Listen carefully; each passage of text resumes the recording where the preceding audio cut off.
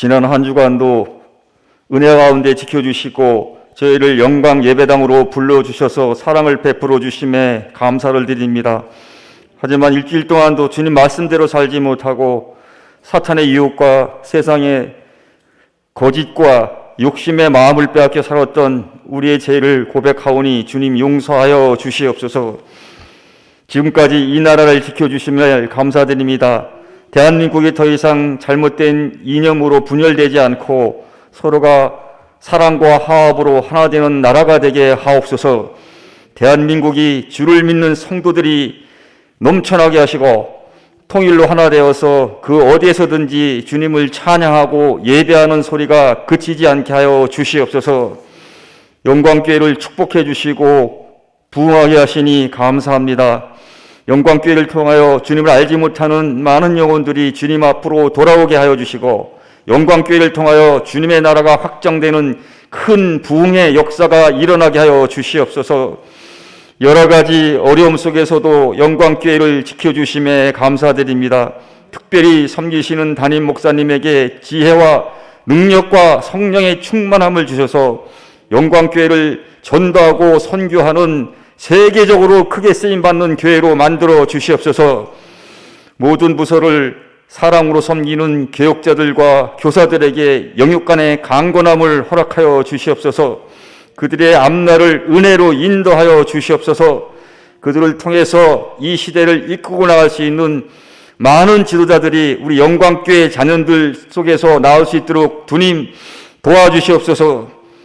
은혜로우신 주님, 특별히 질병 중에 있는 성도들 주님의 능력의 손으로 치료하시고 안수하셔서 그들을 회복시켜 주옵소서.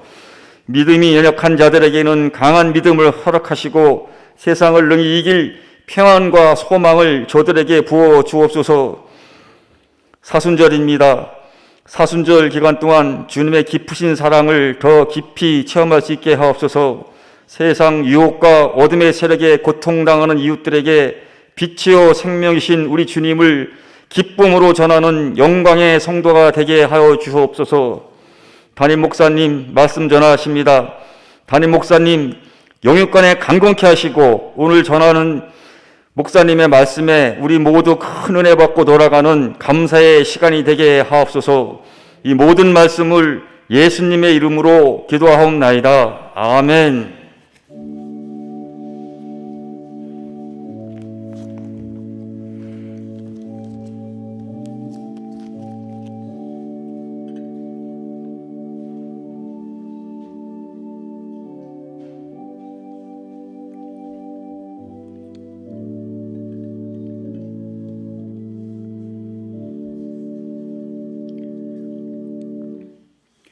오늘은 2주 전에 나누었던 이사야서 55장 말씀을 다시 한 번 더 살펴보려고 합니다.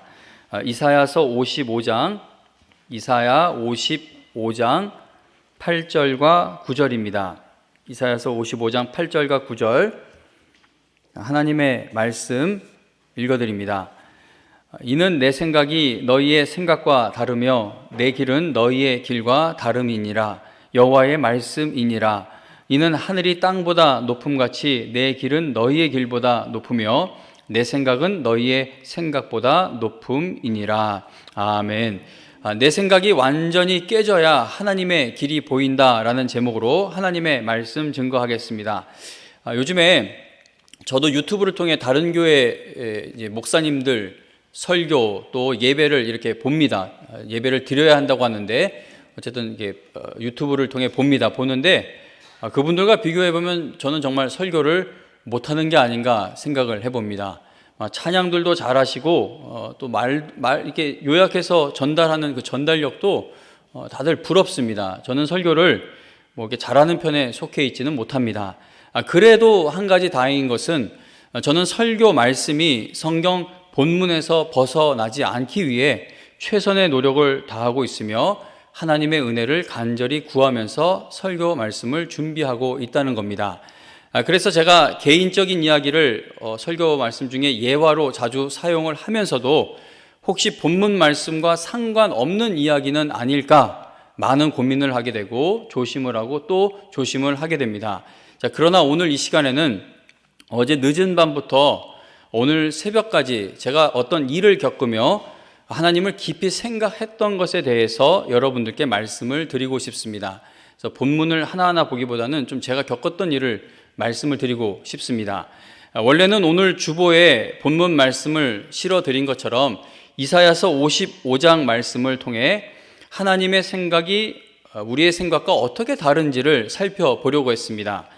그래서 여러분들께서 본문 말씀을 이해하시는데 조금이라도 도움을 더 드리기 위해 중요하다고 생각되는 단어들을 이제 굵게 표시해 드리기까지 한 것인데, 그런데 어제 늦은 밤부터 오늘 새벽까지 제가 몸이 너무 좋지 않아서 본문에서 은혜 받은 것을 설교 말씀으로 준비하다가 중단하게 되었습니다.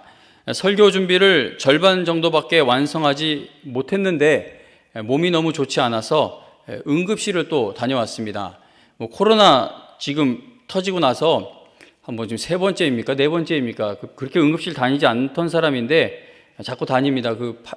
아무래도 불신앙인 것 같아요. 너무 일이 산적해 있고, 근데 할 수 있는 일은 너무 제한돼 있고, 교회는 이렇게 드리는 예배 말고는 어떤 모임도 허락이 되지 않기 때문에 줌이라는 걸 사용하면 되긴 하지만 이거 직분자 교육도 해야 되는데 이거 어떻게 해야 할지 모르는 그러한 상황에 있다 보니까 자꾸 걱정이 쌓이고 또 건강에까지 영향을 끼치는 것 같습니다. 근데 이제 그것보다 몸이 좋지 않아 응급실 갔다고 하면 요즘에는 겁이 나시죠. 저 목사님이 아픈 것도 아픈 거지만 저렇게 마스크 벗고 저 설교해도 되나? 코로나 때문에. 그래서 저도 의사 선생님한테 혹시 지금 제가 응급실 왔는데 이 증상이 코로나하고 조금이라도 의심되는 부분이 있습니까? 제 교회에 가서 일하는 사람이라서 그래요. 그랬더니 선생님이 코로나하고는 아무 이제 상관이 없는 증상이다라고 그렇게 이야기를 해 주셨습니다. 자, 여러분 모두 하나님의 말씀을 듣기 위해 교회에 오신 것이지 목사의 일상 이야기를 들으러 이 자리에 나오신 것은 아닙니다. 그러나 제가 어제 몸이 너무 아파 설교 준비를 다 끝내지 못하여 오늘 이 시간에는 저의 이야기를 조금 길게 말씀드리려고 하니 오늘 하루만, 이번만 조금 너그럽게 이해해 주시면 감사하겠습니다. 우리 감사합니다. 장로님들 이렇게 호응해 주시고 진심으로 저를 이렇게 생각해 주셔서 장로님 얼마나 감사한지 모릅니다. 우리 한 번 더 기도드리고 설교 말씀을 이어가도록 하겠습니다. 하나님 아버지, 오늘 영광교회에서 온라인 예배와 현장 예배 드리는 성도님들께 하나님의 말씀을 전할 수 있는 이 기회를 주시고 허락해 주셔서 정말 감사합니다. 우리의 모든 상황과 처지를 아시는 하나님 아버지, 말씀의 은혜를 사모하는 성도님들을 긍휼히 여겨주셔서 저의 연약함으로 인해 부족하게 준비된 설교 말씀을 통해서도 큰 위로와 회복의 은혜를 체험하는 주일 예배가 되게 하여 주시옵소서. 예수님의 이름으로 기도합니다. 아멘. 지금으로부터 10년 전인 2011년 3월 13일에 저는 하나님의 은혜로 영광교회 담임 목사가 되었습니다. 그래서 2021년은 영광교회 설립 50주년이자 또 저 개인적으로는 무임 목사가 된 지 10주년이 되는 아주 의미 깊은 해입니다. 못난 저를 이렇게 좋은 교회에서 목회할 수 있도록 지금까지 지켜주시고 또 인도해 주신 하나님의 은혜가 너무나 감사하고 감격스럽고 또 그렇게 부족한 모습으로 선 목회자를 기다려주시고 참아주시고 또 인내하시며 저와 함께 여기까지 와주신 여러분들을 볼 때도 얼마나 큰 감격이 있는지 모릅니다. 어젯밤에 하나님의 크신 은혜에 감사하며 10년이 지났다. 남들에게 보여줄 만한 업적이 있는 건 아니지만 그래도 여기까지 버티고 왔다. 이런 어떤 감격, 그게 이제 너무 감사하니까 헌금 봉투에다가 감사의 내용을 이렇게 적었습니다. 지난 10년의 목회에 함께 하시며 큰 은혜를 베푸신 하나님 아버지, 앞으로도 저의 목회에 반드시 함께 해주시고 큰 은혜를 베풀어 주실 줄로 믿고 감사드립니다. 그리고 나서 이제 헌금 액수를 10만 원을 하려다가 10년인데 10만 원은 좀 그렇다 그래서 20만 원 할까 10만 원 할까 애들이 커가면서 너무 많이 먹어요. 그 식비가 그게 진짜 뭐 돈이 없는 건 아니지만, 그래서 10만 원 할까 20만 원 할까 그러다가 이렇게 갈등 있는 거 보니까 30만 원 해야 되겠다라고 결정하고는 스스로 뿌듯한 거예요. 10만 원, 20만 원 고민하다가 30만 원을 헌금 봉투에다 넣고 뿌듯하죠. 그리고 또 다른 때와는 다르게 설교 말씀에 들어가야 할 성경 말씀들이 막 더 순조롭게 조화를 이루고 막 착착착 기억이 나고 이게 잘 구성이 되는 것이었습니다. 그래서 마음이 기뻤어요. 그리고 그 며칠 전에 어느 분이 교회로 전화가 왔는데 제가 그 전화를 받았더니 청년부 예배에 좀 와도 되냐고 그래서 몇 명이, 2명이 오신대요. 그래서 그동안 코로나 때문에 새신자가 없던 상황인데 이 주일날 오고, 그래서 야, 이 10주년이 되니까 하나님께서 뭘 이렇게 열어주시는구나, 잘 되어가는구나, 기분도 좋고 마음이 기쁘기도 하고 감사함이 가득했습니다. 그런데 감사헌금 봉투에 그 헌금까지 다 넣고 나서 잠시 후 한 10시 정도에 몸에 이상 기운이 느껴지기 시작했습니다. 위통이 이제 오기 시작했는데 몸을 가만히 있기가 괴로울 정도로 이제 여기가 아파오기 시작했습니다. 그래서 좀 참아보면 되겠지. 근데 이게 11시가 넘어도 점점 더 아파져서 집에 있는 소화제 이것저것 막 다 챙겨 먹어봤지만 그게 아무 소용이 없었습니다. 통증이 너무 심해져서 막 밖에 나갔다 와보고 방바닥에 몸을 웅크리고 있기도 해보았지만 통증이 점점 더 심해져 이제 몸이 이렇게 구부러지는 상황에까지 이르게 되었습니다. 이건 괜찮아질 일이 아니구나 판단이 되어서 새벽 1시 40분쯤에 이제 서울 성모병원 응급실로 운전을 해서 가게 되었습니다. 그런데 가는 동안 막 모든 신호에 다 걸리는 거예요. 딱 초록불인데 내가 가면 빨간불 되고, 그래서 마음속으로 하나님 이거는 좀 초록불로 열어주시면 안 되냐고 그렇게 기도를 하기도 하고, 그러다 또 빨간불인데 차 하나가 확 오는 바람에 저 앞에 우리은행 있는 저기서 사고가 날 뻔하기도 했습니다. 그렇게 몸을 웅크린 모습으로 운전하여 병원에 갔더니 코로나 확진자가 그 병원에 생겨서 응급실이 폐쇄되었으니까 다른 병원에 가라는 겁니다. 그래서 또 중앙대 병원 응급실을 찾아서 가게 되었습니다. 진료를 받고 진통제를 링거로 맞았는데 40분이 지나고 1시간 가까이 되는데 통증이 조금도 나아지질 않고 온 몸은 다 땀으로 막 범벅이 되어 있었습니다. 그래서 의사 선생님께 부탁해서 진통제를 하나 더 투여하게 되었습니다. 어쨌든 그렇게 진료를 받고 나니까 새벽 4시가 훌쩍 넘었고 집에 도착해 보니 새벽 5시가 된 겁니다. 그러니까 밤새 설교 준비는 아무것도 못하고 알타가 시간이 다 가버린 것이죠.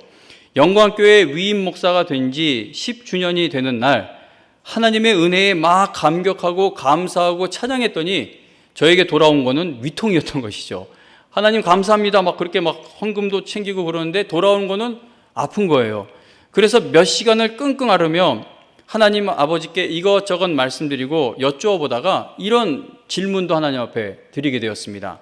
하나님 아버지, 영광교회 설립 50주년이고 오늘은 제가 위임 목사 된 지 10주년을 맞는 날인데 바로 오늘 주일 설교 준비를 할 수 없을 정도로 제가 이렇게 아픈 것은 혹시 제가 영광교회에서 할 수 있는 일이 다 끝났다라는 것을 알려주시기 위함입니까? 라고 하나님께 여쭤보았습니다. 하나님께 그렇게 말씀을 드렸더니 그냥 위가 계속 더 아팠습니다. 그래서 하나님께 하나님 아버지, 일단 내일이 아니죠. 오늘은 설교 말씀을 꼭 전할 수 있게 해주시고 그 주일 사역 다 끝나고 다시 아프게 해주시면 안 될까요? 라고 여쭤보았습니다. 처음부터 이렇게 기도한 게 아니에요. 몇 시간을 이거 설교 준비해야 되니까 하나님 아프지 않게 해달라고 아무리 기도를 해도 통증이 계속 점점 더 증가하니까 그렇게까지 기도를 드리게 되었습니다. 하나님 아버지께 이런저런 속상한 마음과 또 이루어지기를 바라는 일들과 특히 주일 예배를 위해 계속 기도하다가 하나님께서 저에게 이런 마음을 주셨습니다.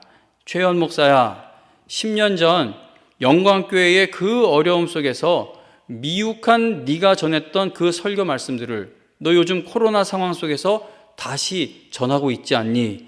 너같이 부족한 사람이 10년이 지나도 그것도 코로나 상황에서도 전혀 바꿀 필요가 없는 하나님의 말씀을 이전에 증거할 수 있었던 것이 누구의 능력으로 이루어졌던 일이냐라는 마음을 주신 겁니다. 하나님께서 10년 전에 이 자리에 올라와서 여기까지 온 게 네 잘나서 너 지금 아파서 주일 못하겠다고 얘기하는데 아파도 내가 함께하면 할 수 있다는 것을 하나님이 그 마음을 주신 것이죠.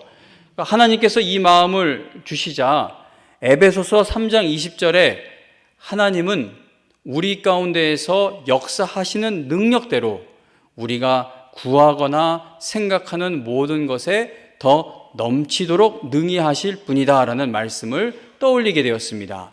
성경의 모든 사건들을 보면은 정말 그렇죠. 모세를 생각해 보면 모세가 구하거나 생각하는 것만큼만 이루어졌다면 모세는 출애굽 역사에 쓰임받지 못했을 것입니다. 모세는 하나님의 생각이 틀렸다고 생각을 하여 애굽으로 가는 것을 완강히 거부했던 사람입니다. 요나는 또 어떻습니까? 하나님의 생각에 도저히 동의할 수가 없어서 하나님께서 가라고 하신 곳에서 정반대 방향으로 도망을 갔습니다. 하박국 선지자도 생각해 보시기 바랍니다. 하나님의 생각을 도저히 인정할 수가 없어서 아무리 우리가 잘못해도 그렇지 저 악한 나라를 들어서 어떻게 우리를 치게 하실 수가 있습니까? 우리를 야단치실 수 있습니까? 그런 생각으로 하나님의 생각을 인정하기가 싫어서 그는 낙심하고 분노했었습니다. 엘리야는 자기가 생각했던 것처럼 악한 세력의 기세가 꺾이질 않고 오히려 악한 세력이 더 기세등등해지게 되자 하나님 앞에서 나를 좀 죽게 해달라고, 나 이제 그만 살고 싶다라고 그렇게 간구했습니다. 예수님의 제자들은 또 어떻습니까?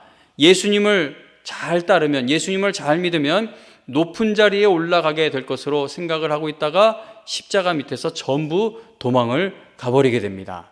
이렇게 우리의 생각과 하나님의 생각이 다르다는 것을 성경 여러 곳에서 거의 모든 부분에서 우리에게 보여줍니다. 하나님께서는 내 생각이 너희의 생각과 다르며 내 길은 너희의 길과 다르다고 하시죠. 하나님께서는 하늘이 땅보다 높음같이 내 길은 너희의 길보다 높으며 내 생각은 너희의 생각보다 높다고 말씀하십니다. 사도행전 21장에 보면 사도 바울이 성령의 인도하심을 받아 부지런히 예루살렘으로 가려고 했습니다. 그런데 바울의 주변에 있는 사람들이 하나같이 예루살렘으로 가지 말라고 바울을 막았습니다. 바울이 예루살렘으로 가는 것을 막았던 사람들은 믿음이 없는 사람들이 아니라 그들은 모두 성령의 감동을 받은 사람들이었다라고 성경은 말씀합니다. 그리고 아가보라고 하는 선지자가 와서 바울의 띠를 가져다가 자신의 손과 발을 다 묶은 뒤 사도 바울이 예루살렘으로 올라가게 되면 이렇게 결박되어 이방인들에게 넘겨지게 될 것이다 라고 예언했습니다. 바울이 예루살렘으로 가면 그곳에서 험한 일을 당하게 될 것은 성령께서 보여주신 일이 분명한 것이죠. 성령은 몇 분입니까? 성령님은 한 분이시죠. 성령께서는 실수하는 법이 없으십니다. 이 사람한테 가서 이거 약속하시고 저 사람한테 가서는 또 이 사람하고 충돌되는 약속을 주시고 그러는 분이 아니세요. 조화를 이루시고 협동케 하시고 모든 것을 실수가 없이 이끄시는 분이 성령 하나님이십니다. 자, 그런데 왜 성령의 인도함을 받고 있는 바울과 성령의 감동을 받은 사람들의 의견이 다르게 된 것입니까? 그들의 의견이 왜 서로 다른 의견을 내게 된 겁니까? 바울이 예루살렘으로 가려고 한 것은 성령의 뜻을 거스르는 행동이었습니까? 그렇지 않습니다. 성령의 인도함을 받는 사람들이 전혀 다른 의견을 내게 된 것은 바울도 성령의 사람이고 바울을 말리는 사람들도 성령의 사람인데 이 두 그룹이 전혀 다른 의견을 내게 된 것은 성령께서 알려주신 것을 서로 다르게 해석했기 때문입니다. 예루살렘으로 가면은 결박과 환란이 기다린다라는 예언을 들은 사람들은 울면서 하나님이 뜻이 아니니까 거기 가지 말라고 바울을 말렸습니다. 여러분 같으면 어떻게 하셨겠습니까? 내 가족이나 자녀가 어떤 길을 가려고 하는데 그 길에 환란이 있다고 성령께서 보여주시면 우리는 당연히 그 길로 가지 말라고 말릴 것입니다. 이렇게 반응하게 되는 것은 우리는 하나님께서 복을 주시며 하나님이 인도하시는 길에는 어려움이 없어야 한다라고 생각을 하기 때문입니다. 성령께서 바울이 어려운 일을 당하게 될 것을 보여주시자 사람들은 성령께서 그런 사실을 알려주신 이유는 바울이 그 길로 가지 못하게 막으라는 것으로 해석을 했다는 겁니다. 자, 그러나 바울의 생각은 달랐죠. 하나님의 생각을 알았던 바울은 어떻게 해석을 했냐 하면 환난 당할 것을 바울도 알고 있었지만 그러나 그는 그가 당하게 될 일에 대한 해석이 달랐습니다. 바울은 성령께서 그에게 예루살렘에서 결박과 환난 당할 것을 보여주신 이유는 네가 그러한 고난을 당할 때에 거기에서 도망가지 말라라는 것으로 해석을 한 것입니다. 하나님께서 인도하시는 길에는 아무런 문제가 없어야 된다고 생각을 하면 하나님께서 인도하시는 그 길을 찾지 못하게 됩니다. 10주년이나 됐으면은 뭐가 잘 돼야 되는데 이거 내 10년 전에 여기 올라올 때도 정말 하나님 얼마나 고생했는지 아시죠? 그때 막 일주일 내내 불 켜놓고 불도 못 끄고 귀에 이명도 막 생기고 어떤 날은 목소리가 하나도 나오지 않아 막 병원을 여기저기 찾아다니고 건강이 무너지게 거기서 시작을 했는데 10년이나 지났으면 하나님 이 사역하고 있는 나에게 이렇게 아픈 거 자꾸 1년에 응급실 3-4번 가는 거 이거는 아니지 않습니까? 그런 식으로 생각을 하기 시작하면은 하나님이 나에게 열어주시는 길을 찾지 못하게 된다는 겁니다. 사도 바울이 환난이 기다리는 예루살렘으로 갈 수 있었던 것은 그가 좋은 길, 편안한 길 가는 것을 인생과 사역의 목적으로 두지 않았기 때문입니다. 2019년 12월 수요일 예배 때 이순복 목사님께서 한 사람이 두 주인을 섬기지 못한다라는 제목으로 설교 말씀을 전하시면서 이런 이야기를 들려주셨습니다. 시골에서 어떤 성도님이 감자를 마당에다가 놔두고 교회를 다녀와 보니까 감자를 누가 다 훔쳐갔다고 합니다. 그래서 그분이 너무 낙심이 돼서 감자도 지켜주지 못하는 하나님을 믿어서 뭐하냐라고 하면서 교회를 나가지 않게 되었다고 합니다. 그러니까 이게 내 생각으로 하나님을 믿으려고 하면요, 우리는 반드시 넘어지게 됩니다.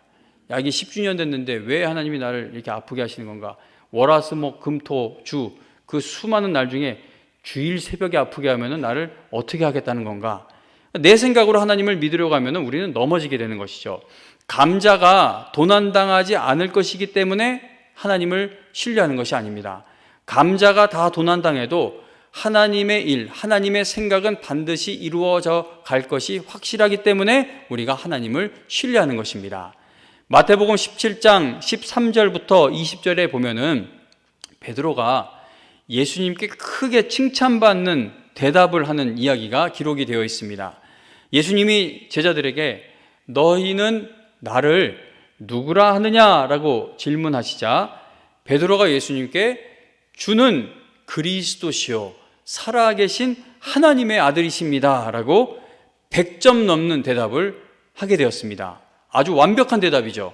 예수님께서는 베드로가 매우 옳은 대답을 했다는 사실을 말씀하시면서 베드로를 크게 칭찬하셨습니다.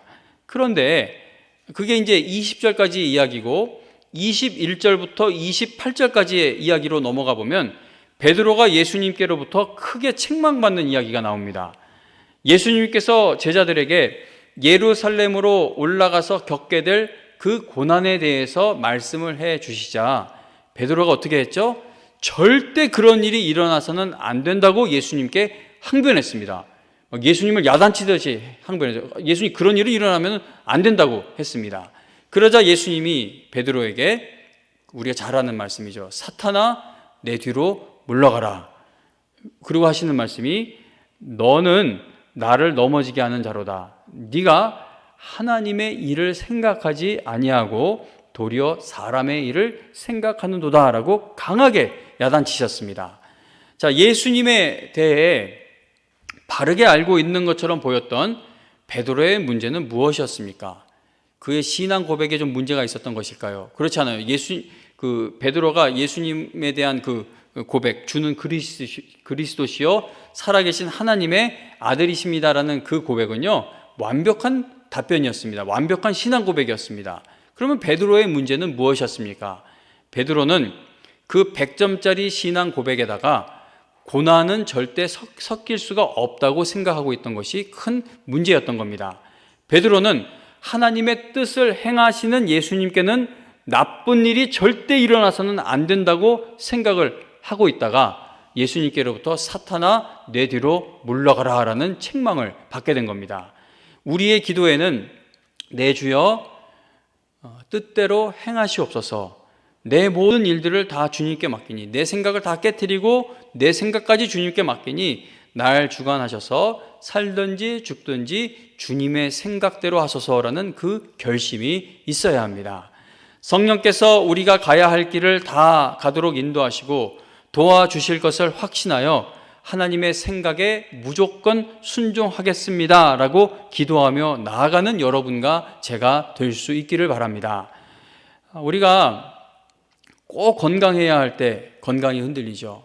방금 말씀드린 것처럼 월화수목금토 주일이 있다면 그 월요일날 아프고 화요일날 아프고 수요일날 아프면 얼마나 좋겠어요. 목요일날 금요일까지도 괜찮습니다. 근데 토요일 밤 12시 넘어 주일 새벽 돼서 그렇게 아프게 하면은 나는 이 주일을 맡겨진 사역에 있는데 내가 항상 늘 건강해야 하지만 특별히 더 건강이 필요할 때에 건강이 흔들립니다. 꼭 그 사람의 도움이 필요한데 가장 필요할 때 그가 나를 떠나기도 합니다. 누군가의 도움이 없이는 내가 망하게 생겼는데 아무도 나를 도와주지를 않습니다. 하나님께서는 이러한 상황들을 그냥 놔두시는 것처럼 보일 때가 얼마나 많은지 모릅니다. 그러나 하나님께서는 분명하게 너희를 향한 나의 생각을 내가 아나니 평안이요 재앙이 아니니라, 너희에게 미래와 희망을 주는 것이다 라고 그렇게 약속을 하고 계십니다. 우리가 우리 생각으로 볼 때는 이거 아닌 거예요. 성경을 보면 참 이상하지 않습니까? 그 이스라엘 백성이 광야 생활 40년 광야 생활을 마치고 이제 약속의 땅에 들어갈 때 그때 모세가 얼마나 필요했겠어요. 정말 모세가 어느 때보다 필요할 때인데 하나님은 모세를 데려가 버리시고 여호수아를 세우십니다. 그러니까 그런 식으로 하나님의 생각과 우리 생각은 너무 달라요. 꼭 뭐가 필요하다, 이건 꼭 되어야 한다 하고 했을 때 하나님이 그걸 허락하지 않으시면서 하나님의 일을 이루어 가실 때가 너무나 많다는 것이죠.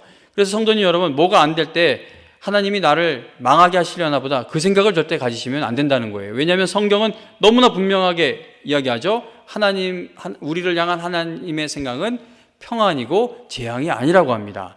우리에게 미래와 희망을 주는 것이 하나님의 생각이라고 말씀하고 있다는 겁니다. 제가 이제 여기 선지 10년이 되어서 그 10년 전에 아픈 기억을 자꾸만 이야기하는 것은 좀 많은 분들의 마음이 좀 불편하실 수가 있습니다. 그런데 뭐 자주 얘기하는 거 아니고 10주년이니까 오늘만 한 번 더 말씀을 드립니다. 10년 전 여기 강대상에 서게 되었을 때 정말 무서웠어요. 도망을 갈 수만 있다면, 누가 나를 쫓아만 내준다면 여기서 피하고 싶은 마음이 가득했습니다.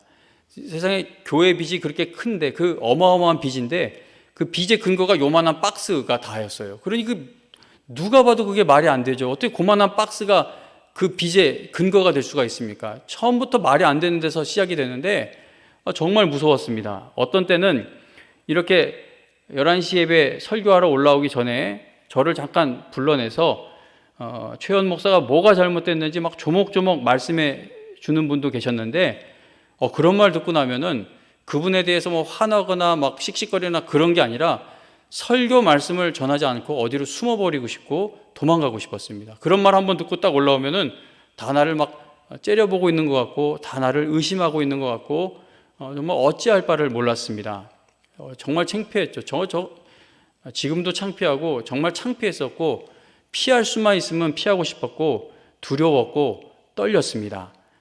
아무도 나를 믿어주지 않는 것처럼 생각될 때에는 여기 서긴 섰는데 이 밑으로는 다리가 막 후들후들 떨릴 때도 있었습니다. 자, 그때 제가 선택했던 한 가지 일은 하나님의 말씀을 이 A4 용지에다가 이렇게 적어와서 여기 강대상 이쪽에다가 올려놓고 그렇게 벌벌 떠는 마음이 올 때마다 그 말씀을 힐끔힐끔 쳐다보는 것이었습니다. 근데 그 말씀이 뭘 찾아내서 가지고 나온 말씀이 아니라 그냥 그날 묵상한 말씀을 적어서 가지고 나올 때가 있었기 때문에 가지고 나왔었기 때문에 당시 당하는 일과는 별 상관없는 말씀처럼 보일 때가 있었습니다. 예를 들어 막 두렵고 떨리면 막 놀라지 말라, 떨지 마라, 뭐 하나님이 함께 계시고 그런 말씀을 올려놔야 되는데 그런 말씀이 아니에요. 그냥 그날 읽은 말씀을 가지고 올라왔어요. 근데 그게 큰 힘이 되었습니다. 왜냐하면 하나님의 그 말씀을 제가 계속 보면서 이 말씀을 하신 하나님, 내가 지금 이거하고 이 상황하고 이게 상관이 있고 없고는 저한테 상관이 없었습니다. 이 말씀을 하시는 하나님, 이 생각을 가지신 하나님이 하나님의 뜻대로 인도해 주실 것을 믿으면 되는 것이었기 때문이었죠. 하나님의 생각, 즉 하나님의 말씀을 붙들었더니 우리가 지금 보고 있듯이 다툼이나 분열이나 망하는 것 없이 하나님의 교회인 영광교회와 영광의 성도들이 여기까지 올 수 있게 된 것을 보게 됩니다. 성도님 여러분, 제가 아플 때면 저는 아파도 한 서너 시간 지나면 진통제 맞고 그러면 없어지는 아픔이잖아요. 그러면 저는 항상 아플 때면 가장 먼저 떠오르는 게 뭐냐면은 투병 생활 중에 계신 분들이 떠올라요. 나야 한 서너 시간만 아프면 되지만 저분들 일주일, 한 달, 6개월, 1년 이상을 고통당하는 가운데 계시고, 그리고 그 옆에서 병간호를 하는 가족들, 그거 어떻게 견디고 계실까? 이번 거리두기가 완화되면은 좀 식당에 이렇게 가서 먹는 것도 5인 이상 좀 풀어줄 것을 기대했는데 이번에도 그렇게 되지 못했어요. 그러면 자영업 하시는 분들 이렇게 생각해 보면 마음이 정말로 아픕니다. 그러니까 우리 이 삶을 보면은 참 해결될 수 없을 것 같은 문제들이 많죠. 그래서 세상 사람들이 볼 때 우리를 비웃는 거예요. 아니 당장 지금 그 문제가 닥치고 너 하나님 믿는다고 하는데 너도 나도 똑같이 고통당하고 있으면서 하나님을 믿는 게 무슨 소용이 있냐라고 그렇게 이야기를 하는 겁니다. 그러나 하나님의 생각, 이 하나님의 말씀을 붙들고 있는 자의 마음은 그렇지가 않다는 겁니다.